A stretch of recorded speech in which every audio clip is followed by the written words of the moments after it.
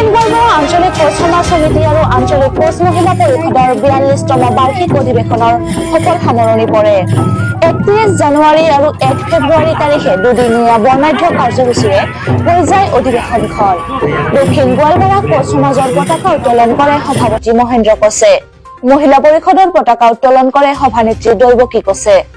শ্বহীদ বেদীত বন্তি প্ৰজ্বলন কৰে ৰঘুনাথ কোচে। সন্ধিয়া সাংস্কৃতিক মঞ্চ মুকলি কৰে প্ৰাঞ্জল কোচে। দ্বিতীয় দিনৰ কাৰ্যসূচীত পুৱাৰ ভাগতে চিলাৰায় দিৱস উদযাপিত হয়।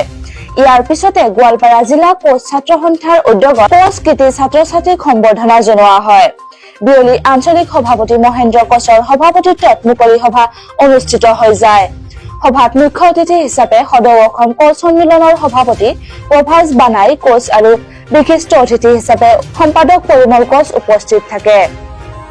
গোৱালপাৰা জিলা কোচ ছাত্ৰ সন্থাৰ সভাপতি সম্পাদক ক্ৰমে পৰমেশ্বৰ কোচ আৰু প্ৰতাপ কোচৰ লগতে আন কেইবাজনো অতিথি উপস্থিত থাকে। সভাৰ প্ৰাক মুহূৰ্তত বিভিন্ন প্ৰান্তৰ কোচ কৃষ্টিৰ দলৰ দ্বাৰা কৃষ্টি প্ৰদৰ্শন কৰা হয়।